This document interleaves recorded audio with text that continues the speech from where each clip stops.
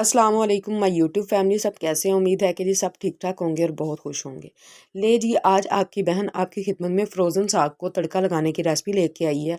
सहरी में अगर साग खाने को मिल जाए पराठे के साथ तो मैं कहती हूँ वाह वाह हो जाए। ठीक है जी, रेसिपी को एंड तक देखिएगा। कुछ टिप्स और ट्रिक्स शेयर करूँगी आप लोगों के साथ।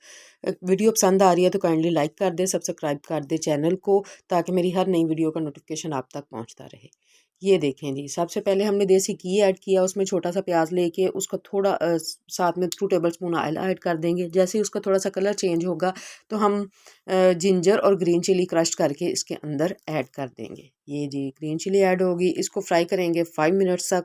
उसके बाद हम इसमें कुटी हुई लाल मिर्च ऐड कर देंगे और साथ ही हाफ़ टी स्पून नमक ऐड कर देंगे।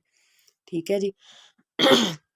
कुकिंग ऑयल हमने इसमें क्यों ऐड किया है मैं आपको आगे चल के बताती हूँ। ये देखिए जी, हमारा मसाला रेडी हो चुका है। जो तड़का था हमारा, उसके साथ ही हम इसमें फ़्रोज़न साग डाल देंगे। अच्छा, मैं क्या करती हूँ कि जब साग का मौसम आता है तो मैं उसको ज़्यादा पका के फ्रीज़र में फ्रीज़ कर देती हूँ। ये जो बर्फ़ वाले कॉल होते हैं उनमें डाल के, वो एक जिस दिन मूड होता है उस दिन आधा घंटा पहले निकालते हैं, उसके बाद उसको ऐसे तड़का लगा के फ्रेश करके खा लेते हैं। ये देखिए, चम्मच के साथ हिलाने से ही वो आराम से मैश हो गया था।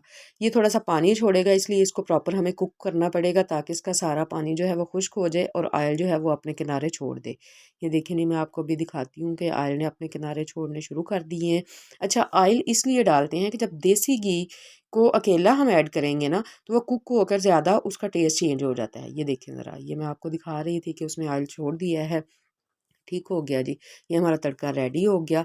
तो ये हम अब इसको ढक के रखेंगे, सुबह इंशाल्लाह सहरी में खाएँगे। आपको फाइनल लुक भी दिखाती हूँ, आप चैनल को जल्दी से सब्सक्राइब करके आएँ। ये देखें जी, माशाल्लाह से ये रही फाइनल लुक। ये इसके बाबा की प्लेट मैंने बनाई थी, ऊपर देसी घी रखा था, मक्खन रख लें, मैंने तो फ्रेश मक्खन रखा हुआ है। मिलते हैं जी। अल्लाह